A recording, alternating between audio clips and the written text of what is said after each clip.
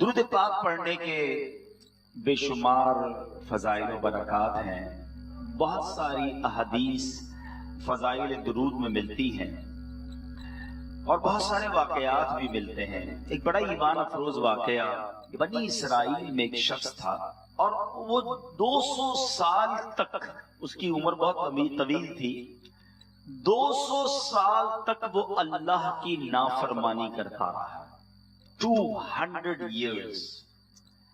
جب وہ مر گیا تو ویسے ہی سارے معاشرے میں وہ بڑا گناہ گار، بڑا جس کو آپ کہیں کہ بدکار مشہور تھا۔ لوگوں نے کہا اس کی کیا تجہیز کرنی، اس کو کیا کفن دینا، اس کو کیا قبر دینی۔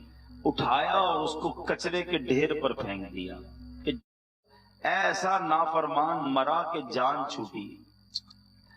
اب وہ کچرے کے ڈھیر پر ڈال کر آ گئے، اللہ عز و جل نے حضرت موسیٰ علیہ السلام پر وحی بھیجی کہ اے موسیٰ آپ جائیں اور اس کی نماز جنازہ ادا کریں۔ ذرا غور کریں، اللہ کے نبی جس کی جنازے کی نماز ادا کریں، وہ تو بخشا ہوا آدمی، مقبول اللہ کی بارگاہ میں۔ ایک طرف 200 سال کے گناہ ہیں اور لوگوں نے ان نافرمانیوں کی وجہ سے کچرے کے ڈھیر پر پھینک دیا۔ حضرت موسیٰ علیہ السلام نے کہا یا اللہ حکم تیرا ہے، حاضر، مگر بنی اسرائیل کے لوگ تو کہتے ہیں 200 سال تیری نافرمانی کی ہے، اتنے گناہ ہیں اس کے۔ اللہ عز و جل نے فرمایا وہ ایسا ہی تھا، 200 سال ہی میری نافرمانی کرتا رہا، مگر بات یہ ہے کہ وہ جب بھی تورات کھولتا تھا، قرآن تو نبی پاک علیہ السلام پر نازل ہوا نا، اس سے پہلے اور آسمانی کتابیں تھیں، تو حضرت موسیٰ علیہ السلام کے دور میں جو رب کی کتاب تھی وہ تورات تھی۔ فرمایا اے موسیٰ جب وہ تورات کھولتا اور تورات میں میرے آخری نبی کا نام محمد صلی اللہ تعالی علیہ وسلم کو جب بھی دیکھتا چوم کر آنکھوں سے لگاتا تھا اور ان پر درود پڑھتا تھا، پس اس کا یہ عمل ایسا مقبول ہوا کہ میں نے اس کے سارے گناہ بھی معاف کر دیے ہیں، 70 حوروں سے اس کا نکاح بھی کر دیا۔ اللہ اکبر، اللہ اکبر، یہ ہے درود پاک۔ 200 سال کی نافرمانیاں اور نام محمد کی تعظیم، اللہ کے حبیب کے نام سے محبت، اسے چومنا، اسے آنکھوں سے لگانا اور درود پاک پڑھنا۔ اے میرے میٹھے اسلامی بھائیوں، ہم بھی بڑے گناہ گار ہیں۔ سچی بات یہ ہے کہ گناہوں میں کمی ہم نے بھی کوئی نہیں چھوڑی ہے۔ کوئی میرا بھائی 30 سال 40 سال 50 سال 60 سال کا بیٹھا ہے، کون سا دن ہے جس میں ہم نے گناہ نہیں کیا؟ بندہ کسی کو اللہ نہ کرے تکلیف پہنچائے، پھر جا کے کسی اور سے پناہ مانگتا ہے کہ بچا لو مجھے اس سے، مجھے چھپا لو، مجھے بچا لو، ہیلپ کرو میری، وہ بندہ مجھے مار دے گا کیونکہ میں نے اسے تکلیف پہنچائی ہے۔ مگر آقا کا دربار وہ ہے کہ کر کے تمہارے گناہ مانگے تمہاری پناہ، تم کہو دامن میں آ، تم پہ کروڑوں درود۔ اور ایسے مجرم ہیں کہ ہمیں کون پالتا، ہمیں کون رکھتا، گندے نکمے کمی، مہنگے ہوں کوڑی کے تین، کون ہمیں پالتا، آقا تم پہ کروڑوں درود۔ نبی پاک کے سوا کون ہے جو ہمیں نبھاتا، ورنہ ہم جیسے ناقص، ناکارہ اور گناہگار تو مارے جاتے۔ اب درود پاک ایک ایسا وظیفہ ہے، اگر اس کو حرز جاں بنا لیا جائے، اس کو زندگی کا دستور بنا لیا جائے، چلتے پھرتے اٹھتے بیٹھتے درود پاک پڑھتے رہیں۔ نبی پاک ہمارے آقا بھی ہیں، ہمارے محسن بھی ہیں، ہمارا سب کچھ ہے، ہمارا مان بھی ہے، ہماری جان بھی ہے اور ہمارا ایمان بھی ہے۔ مگر ایک بڑا پرابلم یہ ہو گیا ہے، یقیناً ایمان تو کمپلیٹ ہی نہیں ہوگا نبی پاک سے محبت کے بغیر۔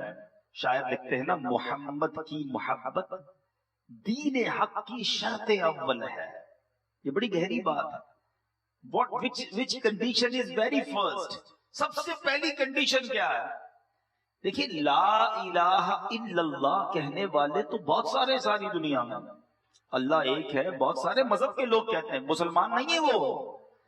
تو پتا چلا کہ محمد الرسول اللہ صلی اللہ تعالی علیہ وسلم کوئی نہ کہے دل کی تصدیق کے ساتھ، نبی پاک کو اللہ کا نبی اور آخری نبی نہ مانے اور محبت رسول دل میں نہیں، وہ مسلمان نہیں ہے. یاد رکھیے گا. منافقین بھی تو تھے، مکے میں بھی تھے، مدینے میں بھی تھے، نبی پاک کے دور میں تھے، کلمہ بھی پڑھتے تھے. صرف کلمے سے بھی ایمان نہیں ہوگا، کلمہ پڑھے اور دل میں عشق رسول نہیں، دشمنی ہے، بغض ہے، وہ بھی ایمان والا نہیں ہے. محمد کی محبت دین حق کی شرط اول ہے، اسی میں ہو اگر خامی تو سب کچھ نامکمل ہے. تو یہ بڑی امپورٹنٹ بات ہے. اب پرابلم یہ ہے کہ آج کے دور میں سرور کائنات علیہ الصلوۃ والسلام کے بارے میں جانتے بہت تھوڑا. کلمہ تو پڑھ لیا، نعتیں بھی سنتے ہیں، اجتماع میں بھی آتے ہیں، لائٹیں بھی لگاتے ہیں، پرچم بھی لگاتے ہیں، لنگر بھی کرتے ہیں، بہت اچھی بات ہے، جلوس میں جاتے ہیں، بالکل ٹھیک ہے، جانا چاہیے. مگر جس نبی کے غلام ہیں ان کی سیرت کے بارے میں کتنا جانتے ہیں، ان کے بارے میں ہمیں کیا کیا معلوم ہے. ہمیں بہت ساروں کے بارے میں بہت ساری باتیں پتہ ہیں. بدقسمتی یہ ہے کہ آج کے نوجوان سے پوچھو کہ بتائیے نبی پاک کی مکی زندگی کتنی تھی، مدنی زندگی کتنی تھی، پیارے آقا علیہ الصلوۃ والسلام کے کچھ خاندان کے بارے میں بتائیے، نبی پاک نے اعلان نبوت کب کیا، پہلی وحی کب آئی، پیارے آقا علیہ الصلوۃ والسلام جو ہے ان کے قریبی صحابہ کون تھے، غزوہ احد، غزوہ بدر، یہ سب کیسے ہوا.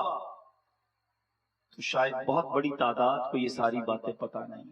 مگر آج کے نوجوان کو پوچھو کہ یار فلاں کرکٹر کا ریکارڈ کیا ہے، تو اس کا نام بھی بتائیں گے، ریکارڈ بھی بتائیں گے، سینچریاں بھی بتا دیں گے. فلاں فٹ بالر کے گول بھی پتا ہوں گے، ہیئر اسٹائل بھی پتا ہوگا، اس کے کپڑے کون سے وہ بھی پتا ہوں گے. پتہ نہیں کیا کیا لوگ یاد کر کے بیٹھے ہوئے.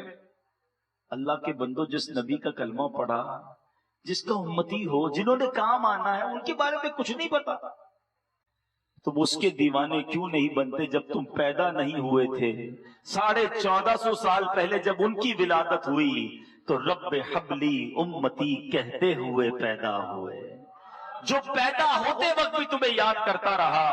ارے مدینے میں اور مکے میں راتوں کو جاگ جاگ کر اللہ کی بارگاہ میں آنسو بہا بہا کر وہ آقا ہمیں یاد کرتے رہے. آج قبر منور میں ہمیں یاد کر رہے ہیں اور محشر کے دن بھی تلاش کر کر کے جنت میں ہمیں ساتھ لے جائیں گے. سبحان اللہ، ایسے حبیب جو ہمیں کبھی نہ بھولے. آج امتی ایسا لگتا ہے اپنے آقا کو بھلا بیٹھا ہے. سیدی اعلیٰ حضرت کا پیغام سنو. آپ فرماتے ہیں جو نہ بھولا ہم غریبوں کو رضا. ایٹ اینی لیول، کسی بھی جگہ پر پیارے آقا امتیوں کو نہیں بھولے. امتی ایسا لگتا ہے کہ پریکٹیکلی بھولتا جا رہا ہے. زبانی تو ہے یا پریکٹیکل میں کہیں نبی پاک کی تعلیمات نظر نہیں آ رہی. جو نہ بھولا ہم غریبوں کو رضا، یاد اس کی اپنی عادت کیجیے. ہمیں اپنی انداز میں، اپنی گفتار میں، اپنے کردار میں اپنے آقا علیہ الصلوۃ والسلام کو شامل کرنا ہے، ان کی عادتوں کو شامل کرنا ہے. جو مجھے سن رہے ہیں، میں کچھ مختصر، یقیناً پیارے آقا کی سیرت کو بیان کرنا کسی کی اوقات ہی نہیں ہے. ساری زندگی بیان کرتا رہے تو بیان نہیں کر سکتا. تو شاعر لکھتے نا، زندگیاں ختم ہوئیں اور قلب ٹوٹ گئے، آقا تیرے اوصاف کا ایک باب بھی پورا نہ ہوا. دلدار بڑے آئے، محبوب بڑے دیکھے، جو دیکھے سبھی تیرے قدموں میں پڑے دیکھے. ارباب نظر کو کوئی ایسا نہ ملے گا، بندے تو بہت مل جائیں گے پر آقا نہ ملے گا. تاریخ اگر ڈھونڈے گی ثانی محمد. کیا کمال کی بات لکھی ہے شعر میں. کئی لوگوں کے ثانی، ریپلیکا، ان کے بعد ان کی خلا پورے کرنے والے آئی جاتے ہیں. لوگ کہتے ہیں یار یہ فلاں تھا، اس کے بعد یہ آ گیا. تاریخ اگر ڈھونڈے گی ثانی محمد، ثانی تو بڑی چیز ہے، سایہ نہ ملے گا۔ تو اب نبی پاک کی سیرت بیان کرنا نہ اوقات ہے نہ الفاظ ہیں، مگر کچھ معلومات میں اضافہ ہو۔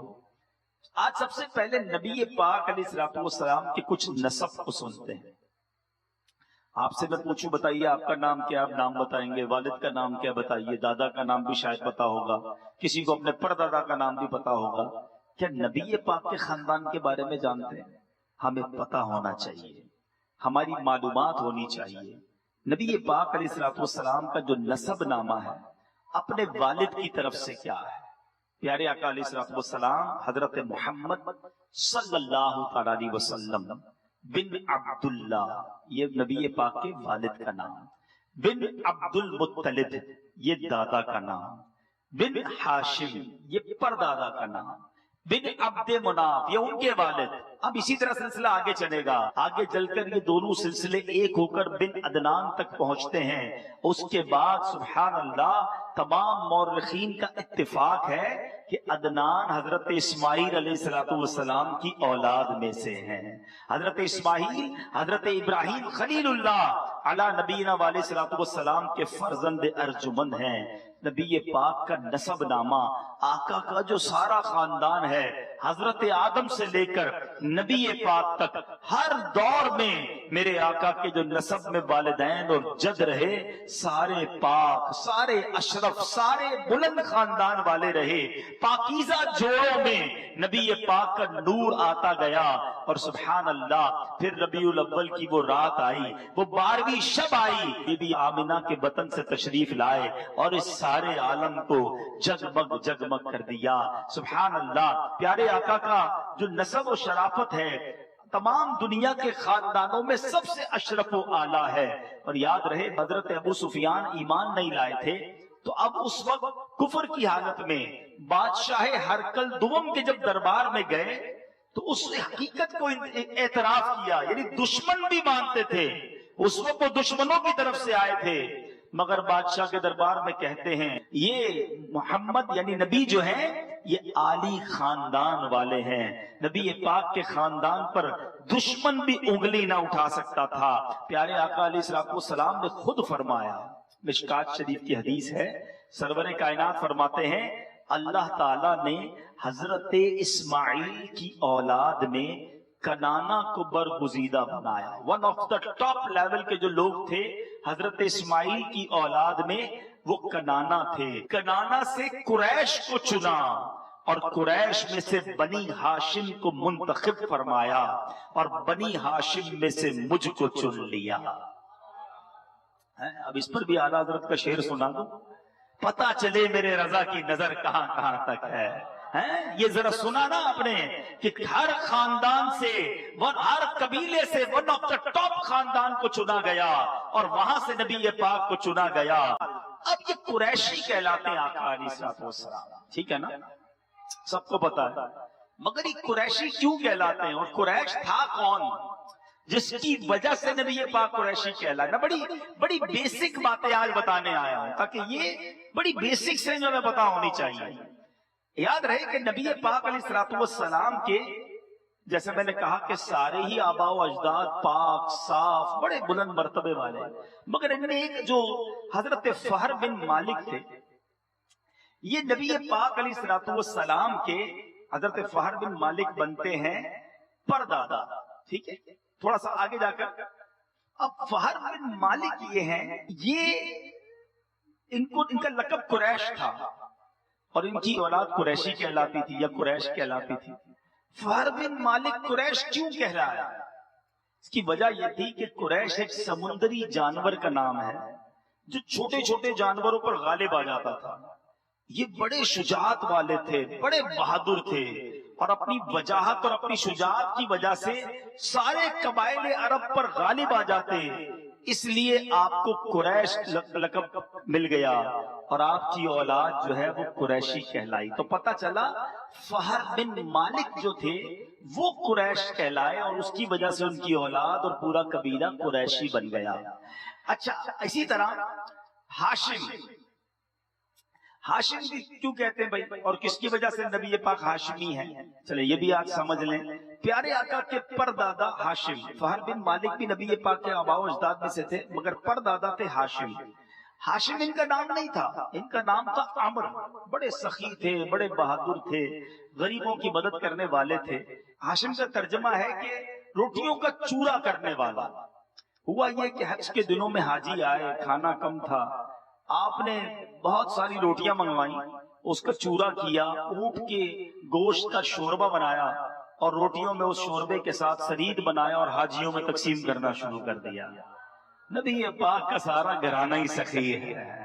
जो तुमसे न मांगू तो फिर किससे मांगू, आका तुम्हारा तो सारा घराना सखी है। तो अब ये जो हाशिम थे, जिनका नाम अमर था, इनका नाम इस वजह से रोटियों का चूरा करके हाजियों में तकसीम करने की वजह से हाशिम पड़ गया, और आपकी औलाद जो है वो फिर हाशमी कहलाई। तो पता चला कि हाशमी और कुरैशी जो नबी पाक को कहा जाता है, इसके पीछे क्या वजह है। अब्दुल मुत्तलिब ये नबी पाक अलैहिस्सलातु वस्सलाम के दादा, ठीक है, और इनका असली नाम शैबा है।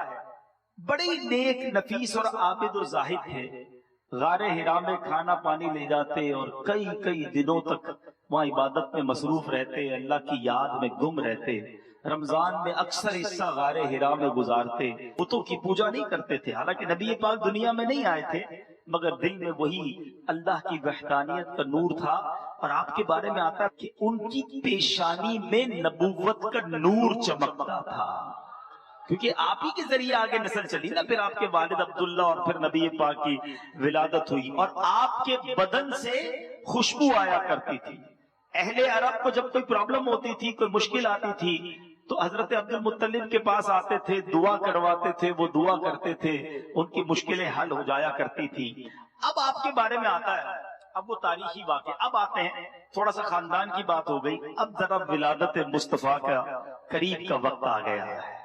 आका की आमद से पहले क्या क्या हुआ, चंद झलकियां आपको बताता हूँ। जिस तरह सूरज के निकलने से पहले सितारों की रूपोशी हो जाती है, रात 12-1 बजे तक सितारे बड़े नजर आते हैं।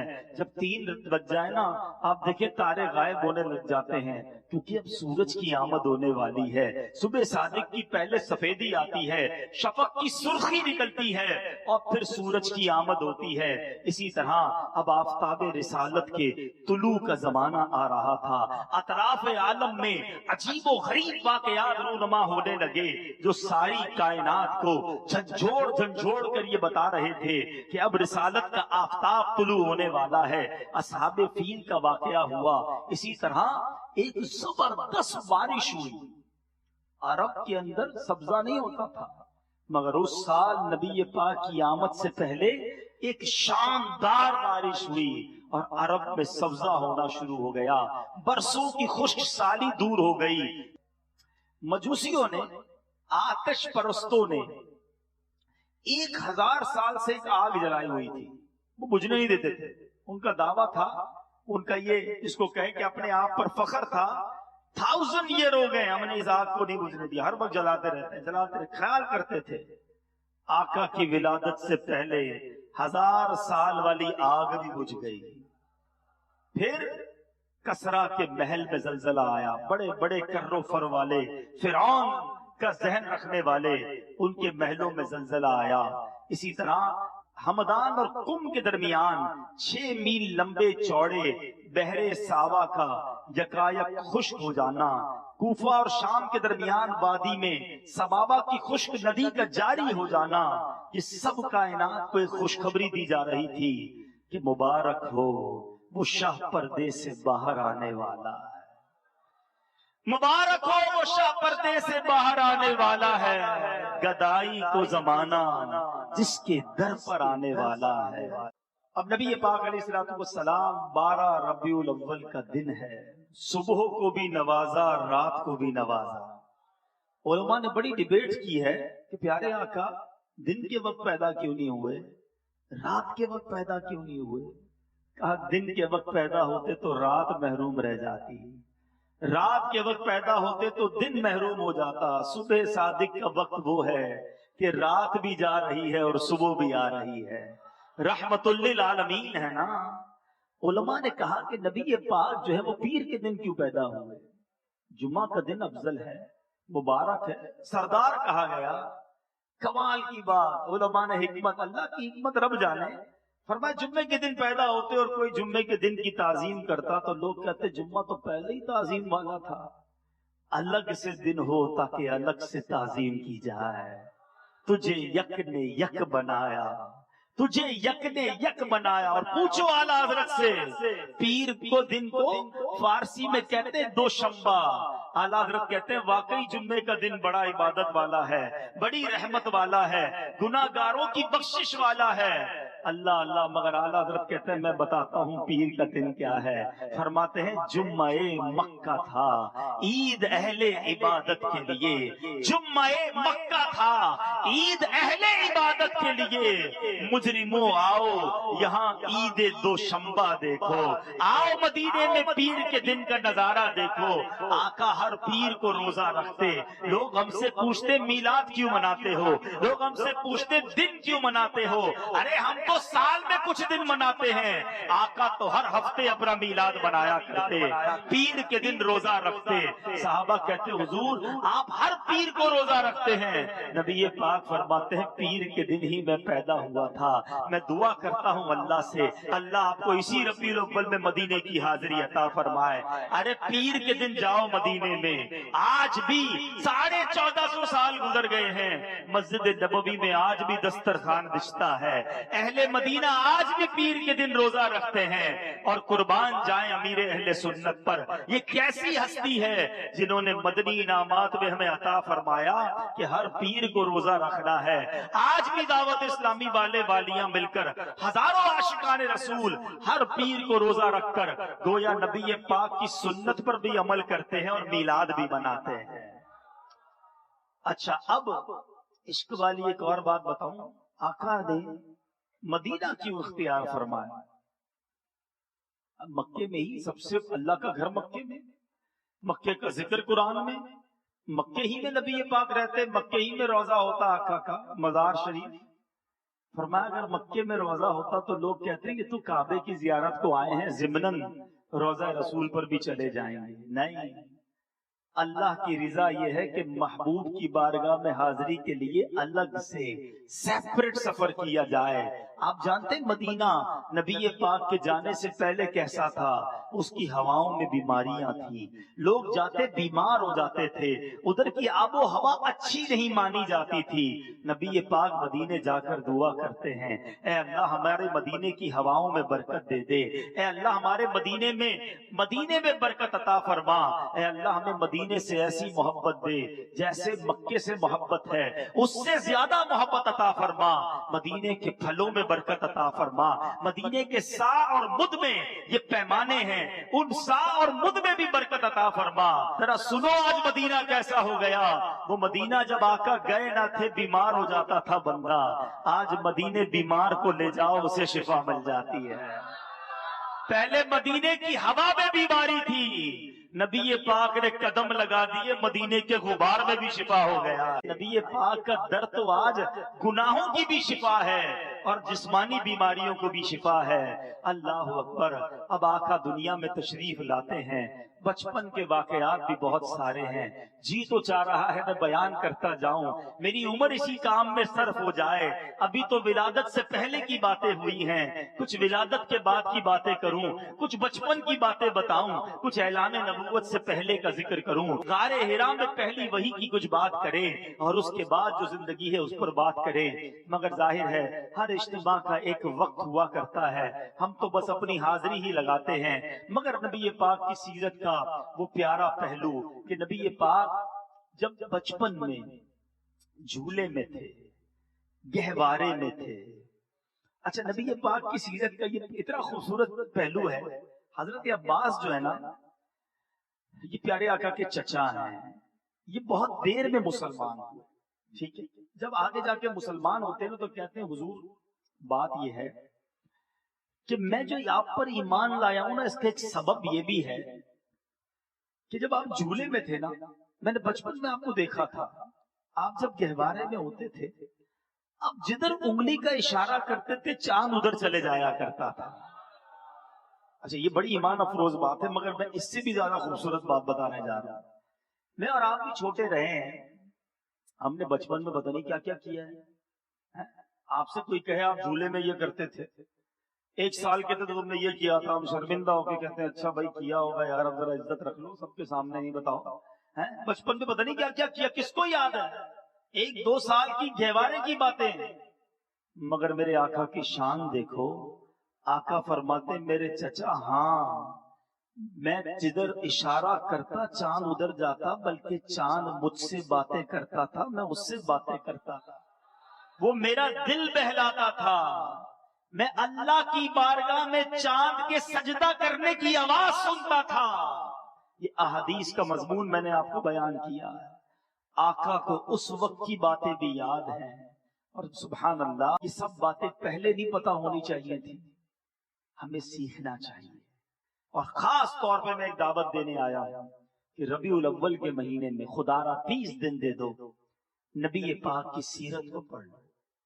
مرنے سے پہلے ایک بار تو جان لو کہ جس کا میں امتی ہوں ان کی حیات میں کیا کیا ہوا، کیا ان کی عادتیں تھیں، وہ دکھتے کیسے تھے، وہ بولتے کیسے تھے، ان کا انداز کیا تھا، ان کی عادتیں کیا تھیں، وہ اخلاق ان کے کیسے تھے، ان کی زندگی میں کیا کیا پیچ و خم آئے. ہم نہیں جانیں گے تو کون جانے گا.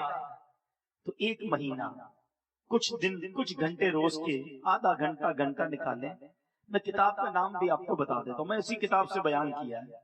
کتاب کا نام ہے سیرت مصطفیٰ، ایک ہی جلد میں کتاب ہے، اور یہ حضرت عبد المصطفیٰ اعظمی صاحب نے لکھی ہے. مکتبۃ المدینہ سے آپ کو مل جائے گی، آپ خرید نہیں سکتے، بغیر پیسوں کے انٹرنیٹ سے ڈاؤن لوڈ کر لیں دعوت اسلامی کی ویب سائٹ. ہمیں پیسے نہیں چاہیے، ہمیں آپ کو علم سکھانا ہے، نبی پاک کی سیرت دل میں اتارنی ہے، کیونکہ وہ دل میں اتر گئی نا، اور یہ پڑھا ہوا ہوگا، یاد ہوگا، تو جھوٹ بولنے سے پہلے خیال ہو جائے گا کہ آقا تو سچ بولتے تھے. لڑائی جھگڑا کرنے سے پہلے خیال ہو جائے گا کہ سلام اس پر کہ جس نے گالیاں سن کر دعائیں دی.